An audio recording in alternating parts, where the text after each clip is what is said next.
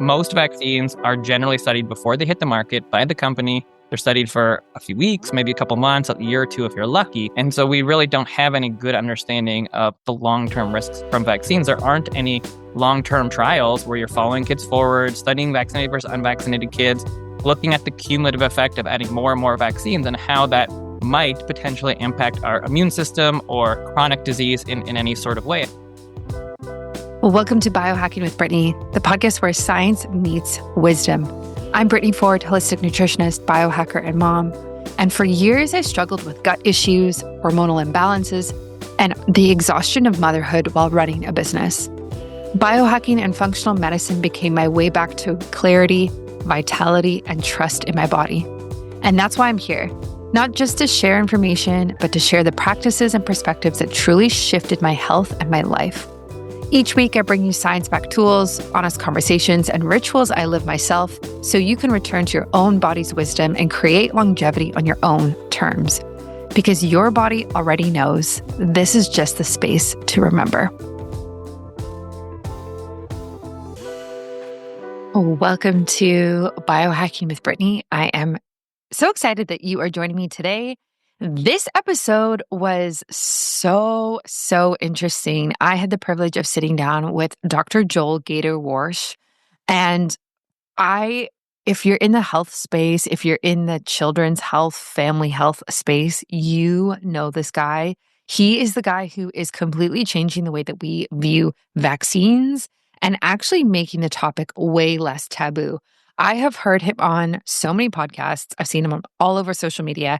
And I actually got to sit down and talk to him for an hour, pick his brain, and really go through everything about vaccines. And I hope this episode does not get taken down off the internet because this was so interesting. He is a board-certified pediatrician specializing in integrative and holistic pediatric care. He is the founder of Integrative Pediatrics and Medicine in LA. And he's an outspoken advocate for merging conventional and holistic approaches for children's health, which I think is fascinating and I'm all about. He speaks on childhood obesity, diabetes, autism, toxins, natural healing, and really empowering parents, especially moms, with tools on how to raise healthier kids.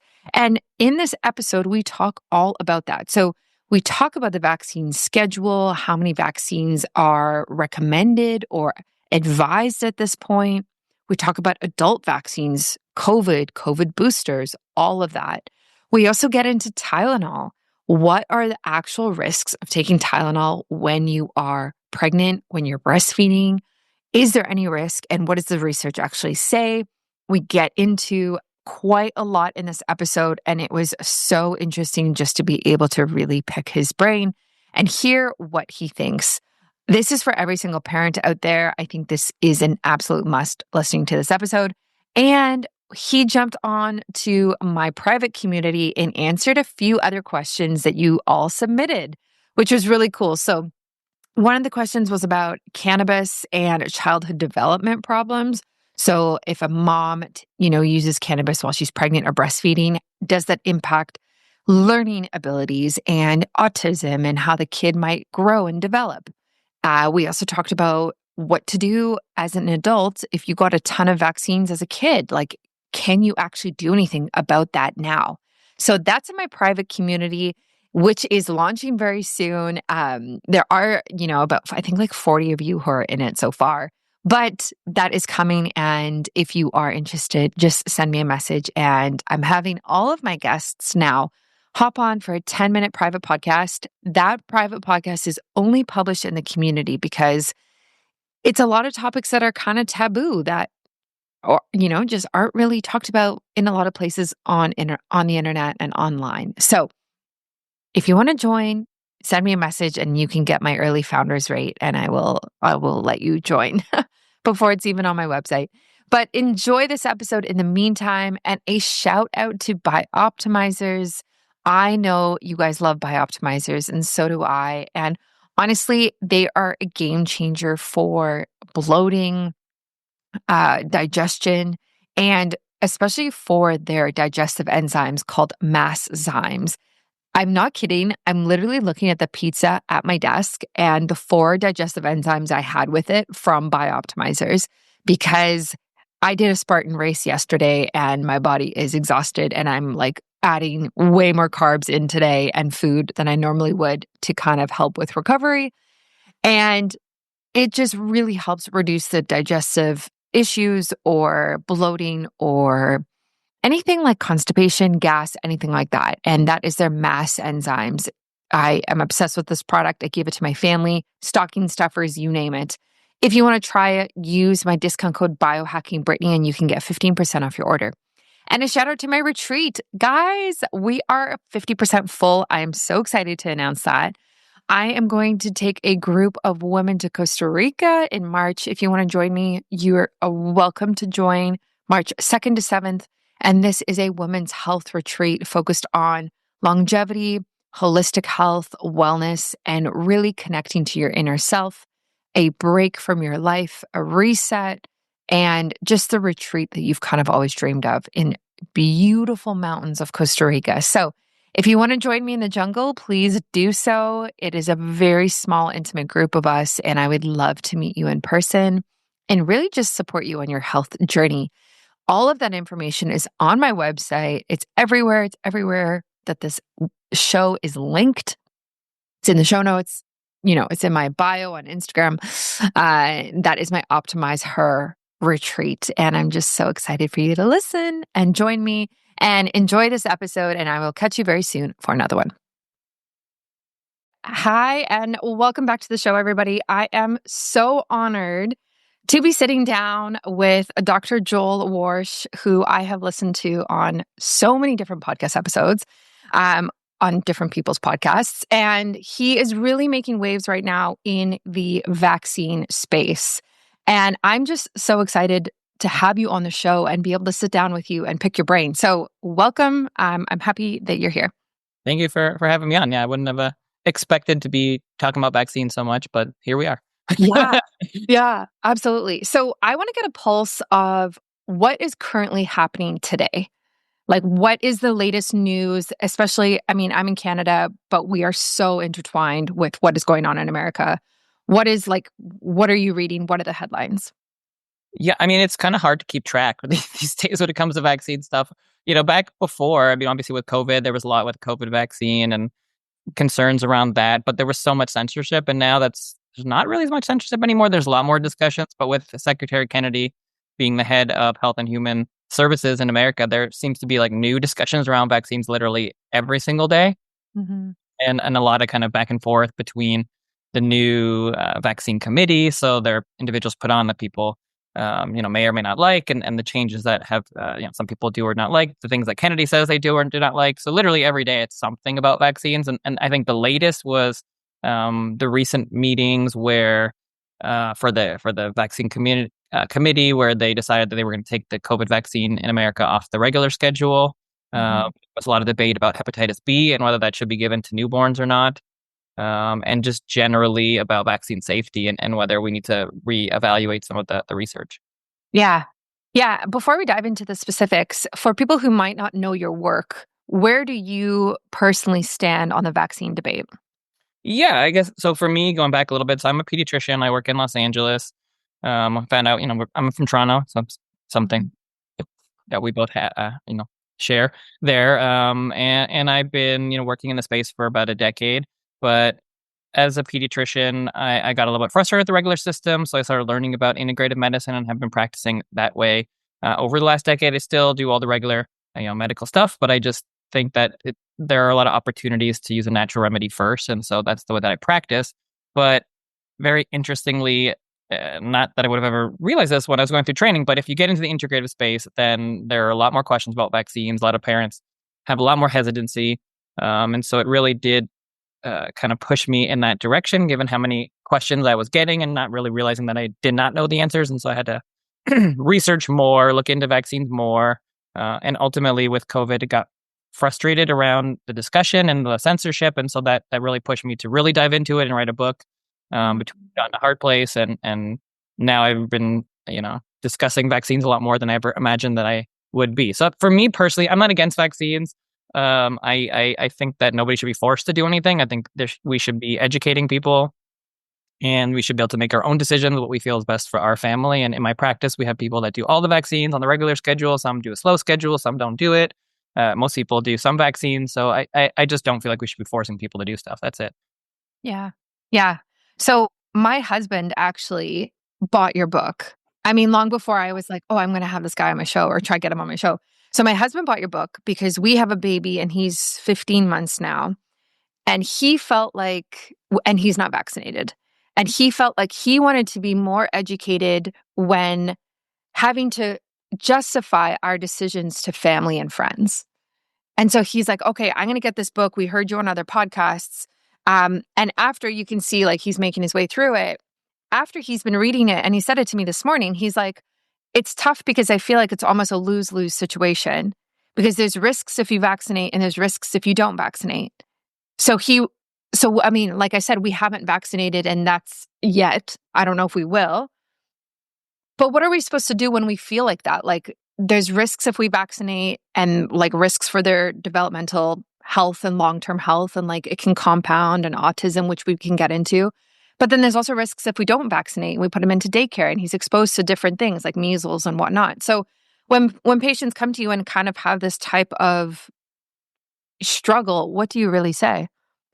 Yeah, it's a great question, and I think if you're reading to the book, you can kind of recognize that it really is almost like a tennis match, kind of going back and forth, and that's really the way that I wanted to shape the book and the way that I wanted to discuss it, because I feel like most things that you read out there are very one-sided, and you get like a very CDC sort of pro rah rah vaccines are religion perspective in one book, and then vaccines are the worst thing ever in a different book, and there's not a lot of middle ground, and the reality is it's in the middle, right? I mean, everything's in the middle somewhere.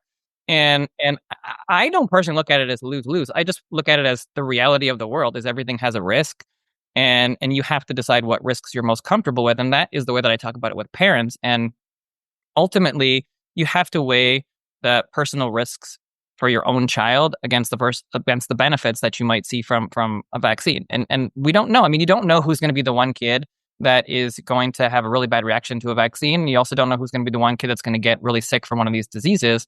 I mean, luckily, most of these diseases are quite rare these days, but it's still possible to get most of them, pretty much all of them that we vaccinate for, and it's still possible to get really sick. It's just not that likely. So you are weighing in general lower numbers, but you still have to make those decisions based on what we know. And that is the way that I tried to shape the book, was like discussing kind of the diseases, what we know about the disease, what your risk factor is, how many cases there are, versus what we know about the risks from the vaccines, and then also have discussions about the questions that parents have and the things that we don't know. Because I think it's also really tough with vaccines. There is a lot that we actually don't know about the risks from vaccines. And that is what really, to me, complicates the question. Because if we don't really have a great understanding of the long-term risks, if there are any, it makes it hard to make that decision with all the information that I really think you do need, because you don't want to get a disease and you don't want your kid to get super sick, but you also don't want to give them a medical product that creates a problem down the road or even right away. So I think those are the things that you're thinking about and weighing, but you do have to make a decision today based on what we do know. And so I think it's important to be educated so you can know as much as that we can about vaccines and about the risks and the diseases, so you can make the best decision you can today. And we can also at the same time push for more research and science in the areas where we don't have some of that information, or maybe could get some more. So that way, hopefully in the future, the decisions are a little bit more clear in some of these areas for parents 10 years from now. And I think that should always be our goal. It's not to say we shouldn't vaccinate, but we should do it in the best, safest way. And if you can't ask questions and you can't have discussions like this, you can't make it better. And that's what seemed to be happening over the last 5 to 10 years, where you weren't even able to have discussions or ask questions. And then you get this massive pushback from parents, especially from COVID, and which has now spilled over into all vaccines. And kind of the outpouring of that is Secretary Kennedy, and kind of this big pushback against vaccines because it was censored for so long that now you have a pushback like, well, if you were lying about this or we weren't able to talk about this, well, what about everything else? What else are you lying to me about? And now you have the highest rates of hesitancy and the highest rates of unvaccinated kids we've ever seen. And that is a big problem when there's a lack of trust. Yeah. Yeah. What do you think the biggest gaps are in terms of what we don't know about vaccines right now? I would say that the biggest gaps Number one would be if you go back in time through the research, and we can dive into this a little bit more if you want to, but the original studies for most of these vaccines were not done in the way that we would want them to be done today. And so a lot of the studies have relative safety, meaning you're studying one vaccine versus another, but you're not really 100% sure what the safety profile is against inert placebo, because most vaccines, really all of them on the childhood schedule, were never studied in that way, at least pre-licensure. So I think that's one big gap. But I would say the biggest gap overall is what we talked about, is long-term safety.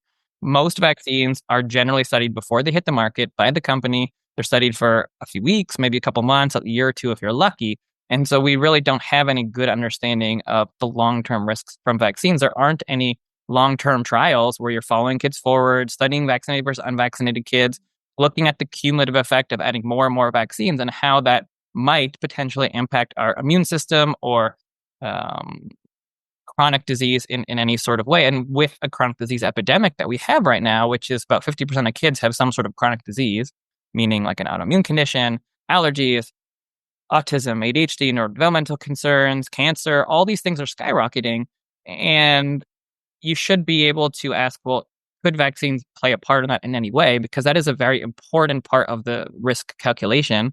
And it really hasn't been adequately assessed or very, we really haven't done the proper studies that we really need to do to understand the complexities of that question. Because it does matter if you get a hepatitis B vaccine when you're 1 day old and that increases your risk of cancer 10 years from now. Like, that's something you need to know, and no one's ever studied that. This episode is brought to you by Optimize Her, my women's biohacking retreat in Costa Rica, happening March 2nd to 7th, 2026. I am so excited, guys. This isn't just another yoga retreat. It's a 5-night, 6-day, science-backed health optimization woven into feminine restoration, designed specifically for women's bodies.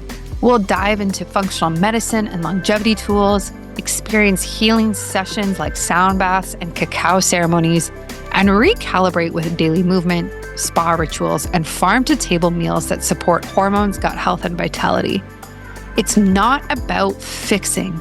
It's about clearing the noise so you can actually tune into your body again. If you're ready for deep restoration and transformation, you can explore all the details in the show notes, and I would absolutely love to see you in Costa Rica. Yeah.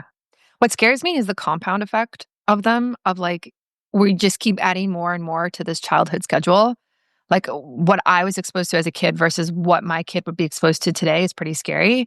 I think you actually mentioned it in your book. Is it like 86 doses? Is that correct? Well, it depends kind of how you define dose and the number, because you can get, looking at antigens, it's a lot more. But in terms of pokes, it's usually like 30 to 40 now. But when we were growing up, it was maybe like 5 to 10. So it's a lot more than it used to be. And part of that's good. I mean, we protect against more diseases, so that's good. But it's not an unreasonable question to say, well, my kid's getting 4 vaccines on 1 day. My kid's getting 20 in the first year or two. Like, is that too much? Should I be worried? And modern medicine says no. We're like, you can have 1,000 vaccines. It's fine. It's not going to cause any issues. It's really small amounts. It's nothing to worry about. But that doesn't sit well with me personally, just as someone who steps back and really thinks about it. Like, I just think that it should not be unreasonable to ask, is there a point when it is too many?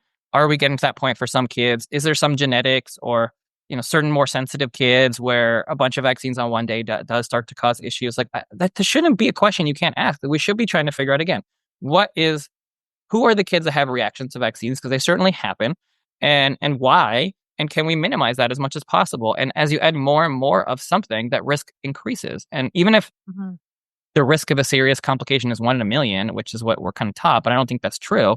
But let's say it's 1 in 100,000. But if you do 30 vaccines, it's 1 in 100,000 times 1 in 100,000 times 1 in 100,000. So that number quickly adds up, and it's probably more than that. There are a lot of other things that we don't even calculate into that risk factor because we don't even assume that it could be related to something like allergies or autoimmune condition. And if it is, even if it's 1 in a million for each autoimmune condition and each allergy, that number adds up really quickly to now it's 1 in 1,000 or 1 in 500 or 1 in 10,000 or whatever it is. But that's a very different serious complication rate for a kid than, 1 in a million. It's a very different odds calculation. So I think that's where we have to be honest and have those discussions so we can we can talk about that. Because otherwise we're just going to have 50 vaccines or 100 vaccines. And, maybe then every kid's going to have a serious reaction. Like that's not good either. Yeah. Yeah. Like, what's the limit? Yeah, exactly. And if you had a magic pill that you were like, all right, give your kid this magic pill and they're never going to get sick and it's never going to cause a problem. It's going to give them superhuman strength. Okay, great. Like, people would be lining up for this magical pill, but that's not the reality of the world. The question is at what cost, right? You're not just preventing things. There is always a cost to anything that you do. And the question is, what is that risk from getting a vaccine or a medication? Everything has a risk. You take amoxicillin, there's a risk you have a bad reaction. You take Tylenol, there's a risk you have a bad reaction. You take too much Tylenol, you could die. Like, everything has a positive and a negative, and things can be helpful, but at the same time, they can have a risk, and they do have a risk, and we have to understand what those are. Yeah. We had my son's genetics done, and I reviewed it on my podcast with one of the doctors at the company. And they said that if we were to vaccinate him, his detox pathways are mediocre. And there are certain things that we could do to support during the time of vaccination. So things like glutathione and these different things, even as a kid.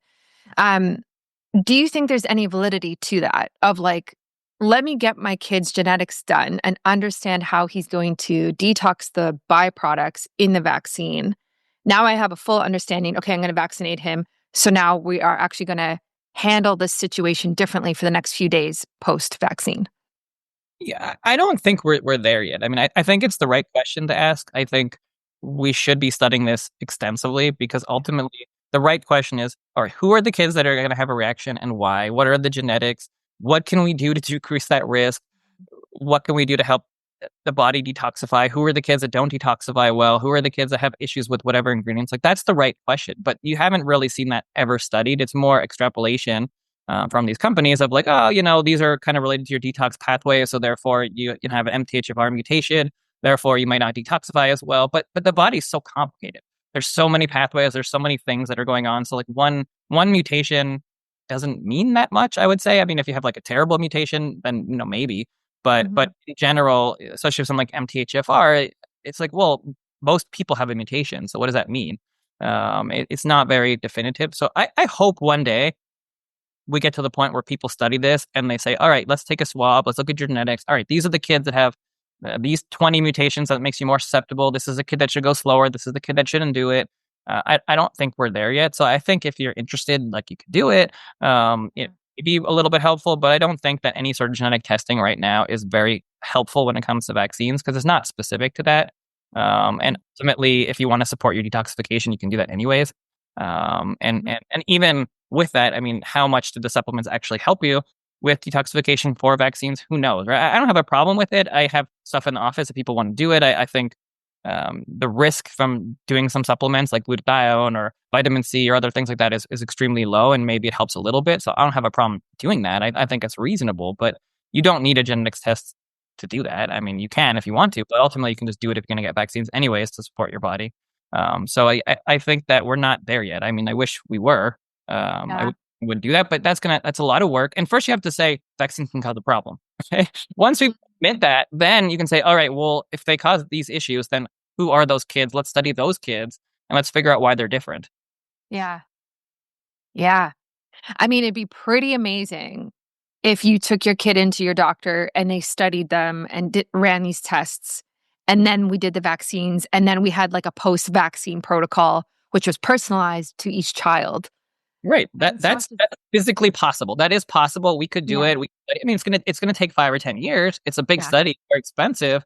But you could take theoretically 1,000,000 kids or 100,000 kids, and you could swab them all, and you could follow them forward, and you can see who has reactions, and then you can look back and say, okay, well, what are and you can, eventually you're gonna start to see patterns, and maybe there are reasons. Maybe it has nothing to do with that, but probably it does. Yeah. Everything has nothing to do with genetics, I think. So I think that's a reasonable thing. But of course, it's very expensive and difficult to do. So it's not simple. Someone has to take that on and do it. But maybe, some company will decide that it's worthwhile to do this and do the research, and maybe they'll come up with something. But ultimately, it's a complicated question. Yeah. Yeah. And it'll take time, right? As well. And just further research into, like you said, like, how does vitamin C help the detox pathways in relation to vaccines? Not just like detox pathways that it ends there. And so maybe theoretically it would help. it's like connecting all the dots together will definitely take time to like actually make it make sense. Yeah, and it's nuanced because, Mhm. vitamin C might help a vitamin C supplement might help someone who's low on vitamin C, but most people in, North America are not low on vitamin C, so giving extra supplementation might do nothing, right? It might do nothing or very little because if you already have all the vitamin C you need, then giving a supplement won't really do much. But for somebody who is deficient, it might make a huge difference. So Yeah. it's very nuanced too because it's never just like, oh, give everybody vitamin C, that's going to make a difference. Like that's not how humans work. Yeah. Do you think we're moving towards more of a personalized healthcare system in general? I think that's where we should go. I I think they're kind of two different things because I think individuals in this health space who are knowledgeable and kind of what works best or what was always best want to move back to more personalized because I think it used to be that way. I think if you kind of go back to the way things were, I mean, we didn't know as much, but the doctor, showed up at your house and they had their little briefcase and it was one on one, a family job, right? It was not like a system where you had to see everyone in 3 minutes and kind of do everything the same. Like it was more personalized than it is now. It's a lot less human. I feel like these Mhm. used to be. I would love to see it kind of go back to that, but I think the pressure of the system and the pressure of everything is kind of corporatization and factory work and kind of doing everything the same way and dehuman like dehumanizing it. So I think there's two different pressures there. And I think a much better healthcare system in the long run would be to go to more personalization, but that's hard because personalization takes time, uh, Mhm. and it takes effort and discussion and money and all sorts of things that don't happen in a system where you're just really worried about profits and seeing people for 3 minutes. Like there's only so much personalization you can do when you see a patient for 3 minutes. So I think overall things are moving in the wrong direction, but there's a concerted effort to at Mm. least from the practitioners that are getting out of the system to spend more time on personalization. So I think that's where we should go. That's a better system, but not so easy to get there for everybody. Yeah. You think we're still moving in the wrong direction even though there's so much happening politically right now? I think overall we're moving in the wrong direction, sure. But I also think there's the most change there's ever been. So I think a lot of that is potentially going to move it in the right direction. But it's hard to say because, if you're talking about things like discussions around vaccines or anything Kennedy's doing, I mean, the question is, okay, if he does anything, does anybody listen in terms of the medical society? And then when he is no longer there, does everything just go back, or do things continue on, or how long is he there for, or does somebody follow him that has a similar mentality? So it's hard to say where things go because I think for major change to occur, it's going to take decades. It's taken decades to get here, it's going to take decades to get back. So you need a lot of change over a long time with a lot of different people. And I mean, regardless of what happens, I think that the fact that we're talking about a lot of this stuff is good. You can't kind of not hear it anymore. So, I mean, people have heard it, they're discussing it, they're aware of it. A lot of people that were never aware of this stuff are aware of it, even if they totally disagree with what he's saying they're still listening to it, and there's Mhm. like all the discussion about like food dyes and chemicals in foods. And a lot of people go, oh, this is ridiculous. Like, why is Maha spending so much time dealing with food dyes? And like, yeah, that's true. There are bigger issues, but at least everyone's talking about food and health and nutrition and I think that's good because ultimately it's in the discussion. And so it is moving things in an overall, I think, positive direction in terms of the fact that we're aware of things. And you might not agree or disagree with every sort of decision or where things are going, but ultimately we were going in a very bad direction in terms of our health. So any sort of course correction, I think right now is good. And not everything that's going on is good. I mean, there are some things still that are happening that are not, I would say, ideal. But at least we're maybe kind of trying to course correct a little bit. And the latest statistics, 75% of adults have a chronic disease, 50% have kids. Like that's a huge staggering number. That's a big problem. So, whether you agree or disagree with changes that are happening, you can't really sit there and say that we should make changes. Like, you might disagree on what those changes should be, but ultimately we're failing at health in Western society. We're moving in a very bad direction for chronic disease. So yeah, we've done some good things in terms of infectious disease, and we don't die when we're 40 anymore. So that part's good. But we've really gone backwards in terms of chronic disease, and even life expectancy started going back down. So that's not where we should be. We should be decreasing chronic disease. We should be increasing life expectancy. Like we shouldn't be going in the wrong direction. So I think there's more that we could do. Yeah. I'd love to talk about Tylenol because it's just been in the news so much lately. What are your thoughts on everything that's happened. And obviously, I was looking at your Instagram this morning. Tylenol tweeted in 2017 that they didn't recommend any of their products for pregnancy or breastfeeding. There's been a lot of discourse on this, and I'm curious where you stand right now, and even what do you see in your practice when you talk to moms about Tylenol? Yeah, so I mean, obviously, the big headline over the last few weeks, I'm sure everybody is aware, was the discussion around Tylenol and autism in pregnancy. Um, this isn't new. You know, the concern around Tylenol during pregnancy has been around for a while. There have been many studies that have shown a small but real potential risk between Tylenol and autism in pregnancy. There are also some studies that don't show it. Um, the majority of studies that are good do show small risk, but then some of the best studies don't. So it's hard to know. I don't say it's definitive for sure. I think there's certainly a reasonable concern there, and there's nothing wrong with mentioning that. There's nothing wrong with saying, hey, there are a lot of studies that show maybe there's potential risk um, of autism by taking Tylenol in pregnancy. So we recommend caution, right? We do that with a lot of medications. You're not supposed to take anything that you don't need during pregnancy. We recommend extreme caution around Motrin, ibuprofen, and aspirin, all sorts of things during pregnancy. So I think it's completely reasonable to say, well, there's some concern around autism in pregnancy. It's not definitive, but if you don't need to take Tylenol, don't do it. Take it only if you need it. Of course, there's a risk if you have severe pain for having complications. If you have fevers, there's a risk. So sometimes you do need to take a medication, and probably taking one time is not going to be a big deal in general, but it might increase your risk a little bit. That's just the reality. So I think it's good to know that. The way that it was discussed and mentioned was pretty bad. The press conference was not the best work that's been done. I mean, it just wasn't as facts based as it should have been, and it really wasn't presented in the best possible way. But the fact that we're talking about it again, it's good. Like, we need to be talking about potential risks of autism. We need to be talking about what might be contributing factors. And I think if it would have been discussed in a more reasonable way, it would have been very helpful. But I think it just wasn't Mhm. maybe the best possible way, but it is what it is. And you mentioned the post. Like, yes, Tylenol mentioned it a long time ago, because this is not something that's new. They saying that Tylenol causes autism. They're saying it's not necessarily recommended in pregnancy, but nothing's recommended in pregnancy. They're just like that. That's just them saying, like, ask your doctor, right? Basically, ask your Yeah. doctor what's right for you. Like, it's not a recommended thing that everybody should be taking, because nobody would recommend a medication in pregnancy, because they're not studied. Who's studying a bunch of pregnant women and to try medications? Like, nobody's doing that, right? So it's just like an I don't know, Mm. uh, and use it if you need to. There's almost nothing that's studied in pregnancy, not Right. enough, because it's just like what pregnant mothers are volunteering for a study to, like, oh well, let's see if this medication causes harm to my baby. Like, nobody's doing Yeah. that. So Yeah. just don't know. Have you ever eaten a meal that was supposed to be nourishing, but instead left you feeling bloated, heavy, or just off? That's where I was until I started using Mass Enzymes by Bioptimizers.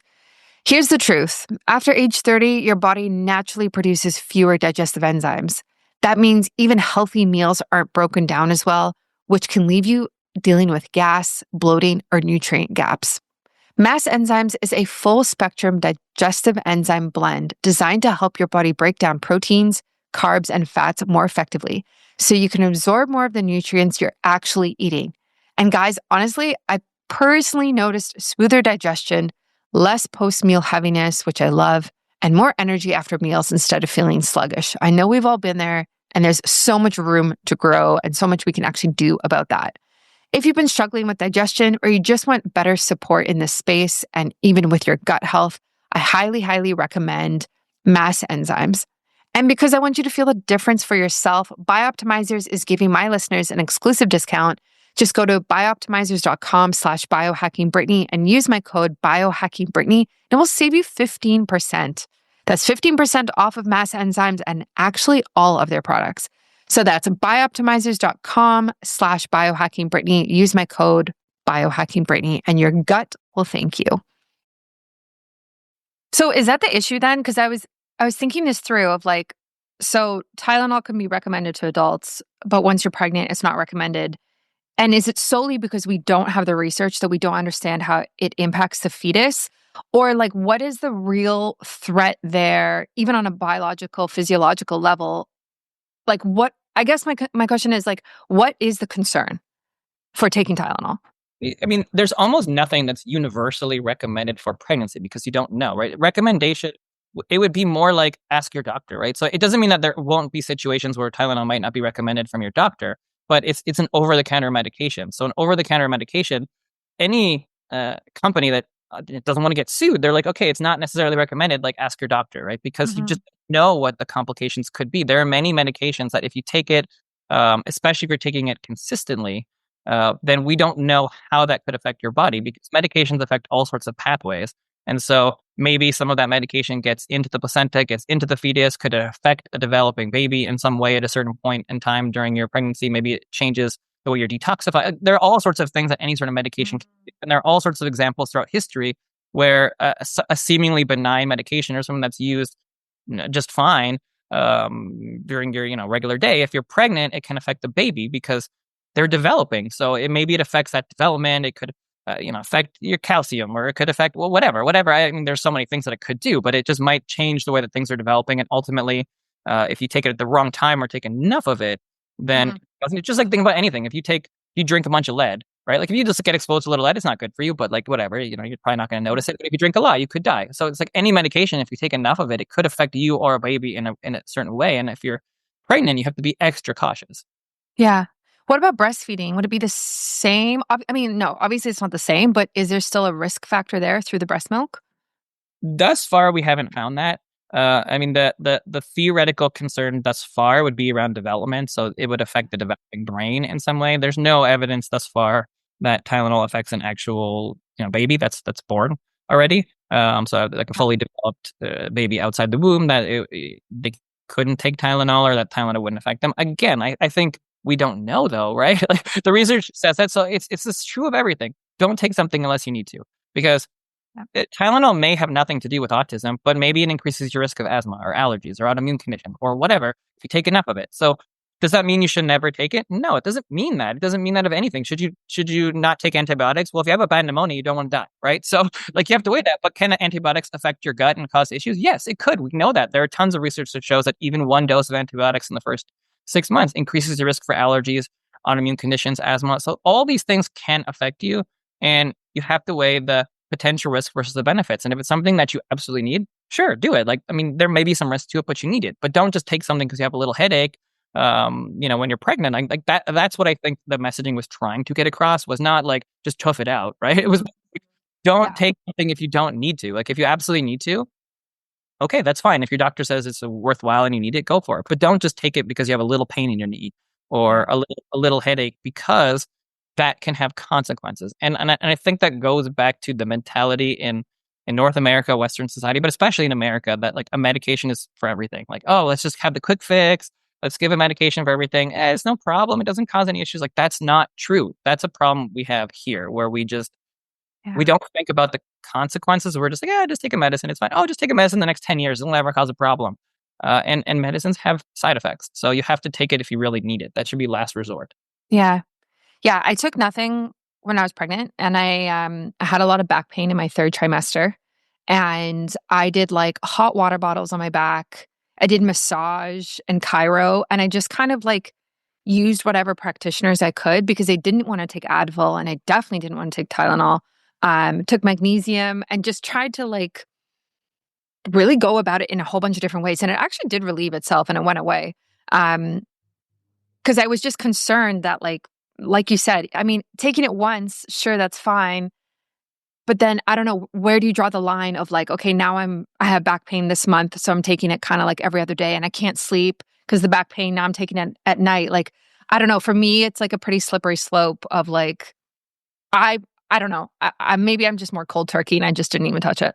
No, but that is the right mentality. The right mentality is do everything you possibly can and not take a medication that could possibly affect you. Because the more that you take a medication, the more chance it's going to cause a problem for you or a baby. So it's not that you can't do it, but like try the hot water bottles first, try the chiropractor, try the acupuncturist, try the magnesium. Like do all those things first. And if it's still terrible and you can't sleep, then the thing that needs to happen is informed consent, right? Like that's why it's okay to talk about this, because then you can say, all right, well, look, there is a 0.01% chance risk that maybe you're going to increase your risk of autism by 1% or whatever. I don't know, whatever the numbers is, it's so complicated, but let's just make it up and then say, okay, there's a risk of increase of 1%. You need to know that. And then you say, well, am I comfortable with that? Am I comfortable with the fact that I need this medication, but it might increase my risk of my kid having autism? Okay, well, you may do that. Like if you have a blood pressure medication or heart medication and you're going to die, you might be like, well, I don't want to die. So I'm going to take the 1% chance that increases my kid's risk of allergies. Right. Like that's life. And it goes back to what we're talking about with vaccines.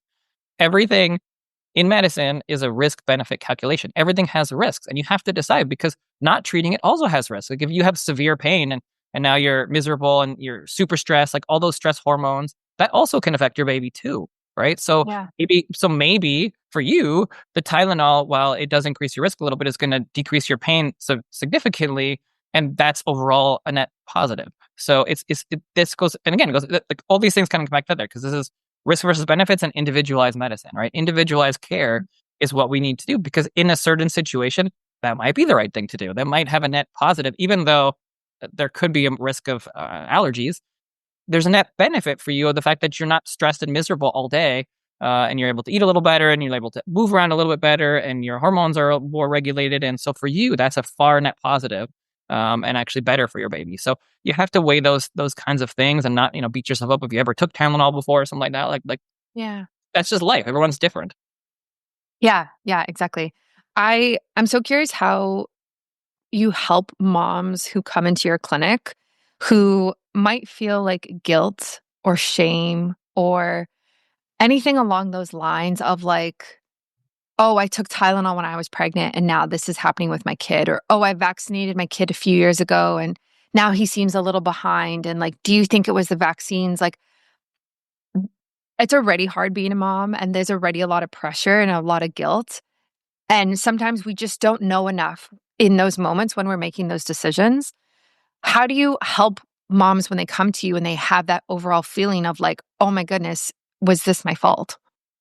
Yeah, I think that is an extremely key factor that is really important when all this stuff comes out is having those discussions because you should not feel shame or guilt about any of this stuff. I mean, number one, you have to go through what we actually know. And for something like Tylenol, we don't even know if it causes an issue. And even if it does, the risk is super small and very unlikely if you took Tylenol one time that it, cause an issue. Even if Tylenol could cause an issue for autism, we don't even know that definitively. So there's no reason to believe for sure that it does. It's just more of a warning at this point, just in case, to minimize risk. But either way, there are all sorts of things that we do now that we wouldn't have done before or would have done differently before because we have new information. And the reality of parenting is you know what you know until you know something different, and then you do things differently then. And you can't or shouldn't beat yourself up or be super upset or anxious about something you did 10 years ago when you didn't even know about it. Like we're all learning new things. There are all sorts of stuff that we're learning every single day. There's all sorts of new information that's coming out, and you did whatever you thought was correct at the time. And especially something like Tylenol, that's the recommendation, right? That's the recommendation for pain. So there's no reason to believe that it's an issue. And if you do find out later that it is, right, well, then you do something differently. But you can't go back and be like, well, I should have known that I shouldn't have taken Tylenol back then when the doctor prescribed you Tylenol. Like that's just how it is. I mean, you could have taken a certain medication, not Tylenol, and we might find out in 5 years that that thing causes a problem. But if that's what was prescribed to you, that's what's prescribed to you. Like we only know what we know when we know it, and we do Yeah. things later. So I think you have to give yourself some grace there and some leeway to be like, well, I was doing the best that I could and I didn't know.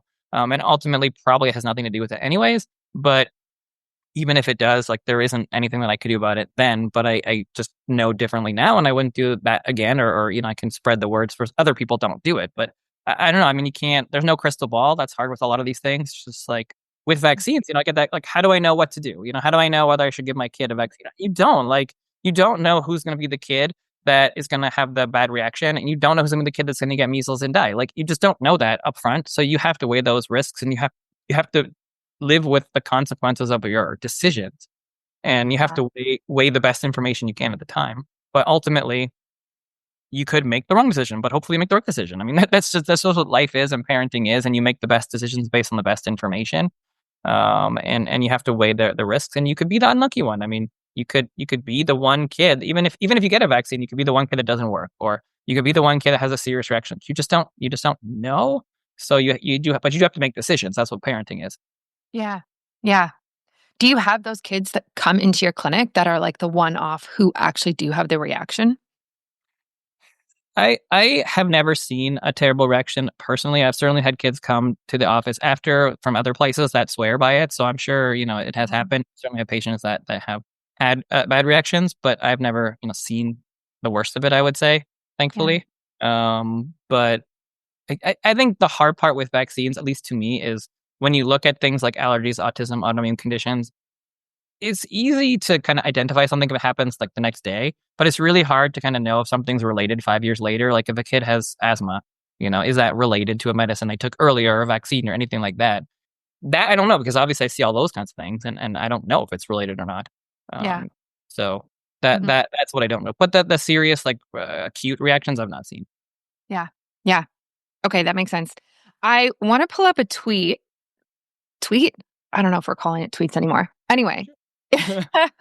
So this is just very timely as well because Halloween is, around the corner. So you wrote in America, we go from a candy-filled Halloween to a pie-stuffed Thanksgiving to a cookies, candy, and booze-fueled Christmas and New Year's all within 60 days. Then we call it flu season instead of what it really is, sugar and stress season. And then you wrote, maybe it's not just the virus making us sick, maybe it's the way we celebrate thoughts. I love this. And this is such an interesting take. Um, how do you handle this personally in your family? This like 60-day period of time that's like filled with celebrations. I mean, number one for me, we try to eat as healthy as possible always. So certainly we have, those like Halloween and things like that. But even for that, like we don't let our kids eat a lot of that candy. We have things that we can switch or like healthier versions or other things like that. So we try to minimize that as much as possible. And generally our cooking is pretty good. So I think it's not far different than our normal. But I just think it's interesting to think about because I mean, there's no question that respiratory viruses increase in the winter. I mean, we know Mhm. that like epidemiology, but I also think that there's a huge component of that's our own fault, right? I think it's not just the viruses. I think we have set up society in a way that's going to fail when it comes to these respiratory viruses because I mean the things that we know that what improves your immune system is eating healthy, right? If you have too much sugar, there's tons of studies that show that affects your immune system.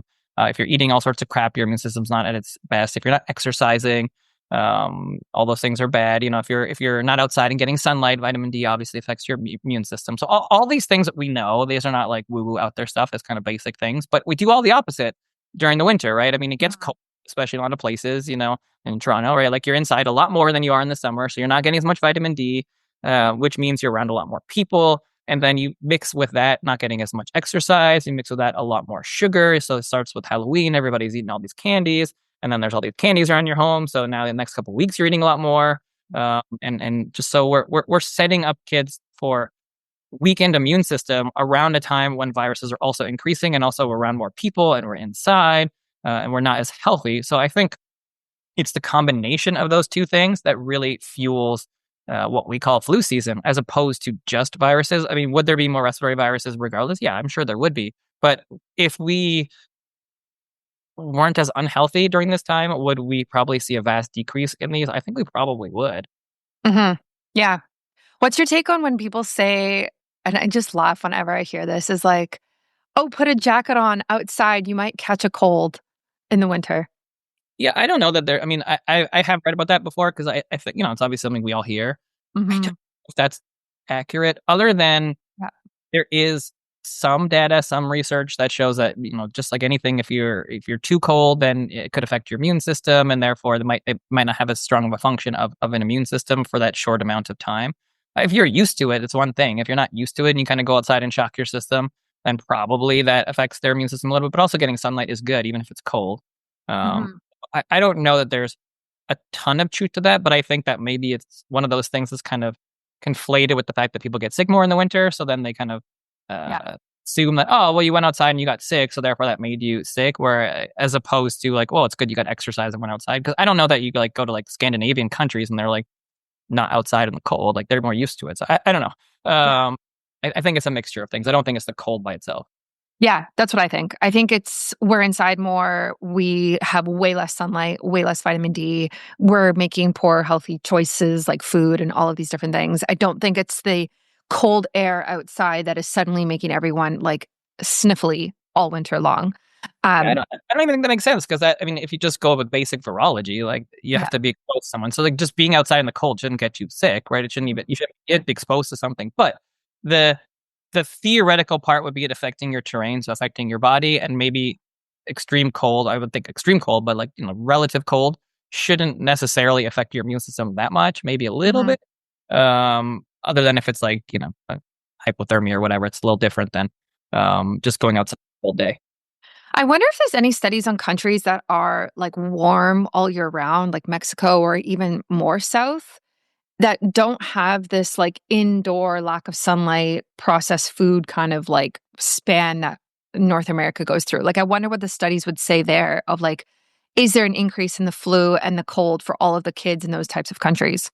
There still is. I mean, that's the thing is there's still respiratory season and seasonality to most viruses, so that still happens, and that's because they kind of spread around the world. But the hard part to know, I mean, especially these days because everyone's so interconnected, it's hard to know whether they're getting smashed by these things because of us, right? Like if we didn't travel back and forth, would maybe Mexico have as many colds and flus? Like, would they even be exposed to it or have those issues? I don't know. I mean, it definitely goes up. I'm not sure that it's nearly as bad as for us, but there certainly is a seasonality to virus. So that's why I say it's not that it's just our bad habits. I just think our bad habits exacerbate a problem that's already there, and we make it much much worse. And just our society in general, we shove kids into school and they're all together, and then we force them to go to school even when they're sick because parents are working and they can't keep them home. So we're making a terrible situation because like if everyone could just stay home when they were sick.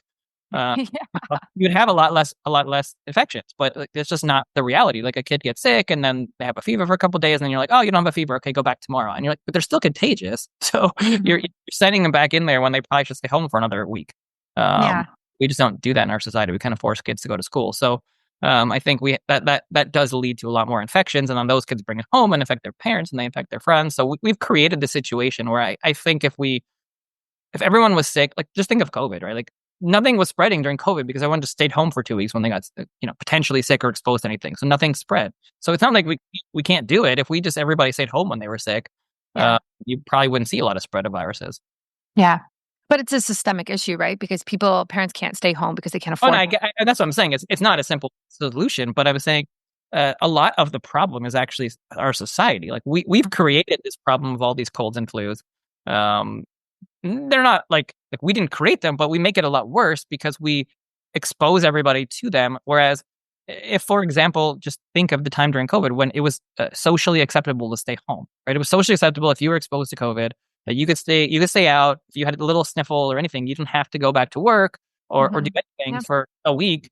And then we saw almost every other virus disappear. Right? It was just socially acceptable. It's not socially acceptable right now to be like, well, I got a cold, so I'm not coming in for 2 weeks, right? Or I'm not coming in for a week and my kid's staying out of school. Like that's not allowed, or you can't even do it because you need to go back to work. So that's a society thing. It's not a virus thing. We've created this problem, I think, or at least a lot of it, because we don't allow the appropriate time to heal and not be contagious, like we really should do if we want to, minimize viruses, but we just don't.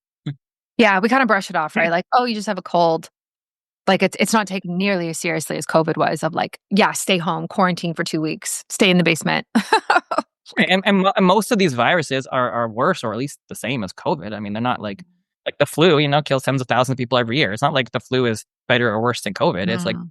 COVID obviously could be deadly, but I mean, for most people, it's just a cold, right? So that's the truth of all the viruses, RSV and flu and all these things. Like most people just get a cold, but some people get really sick. So that's very similar. We could treat it the same. We could really highly say like, oh, you can stay home when you're sick, but that's just not how we set up society.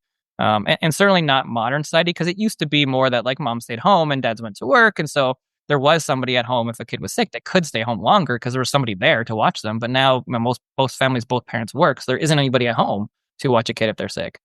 Yeah, exactly.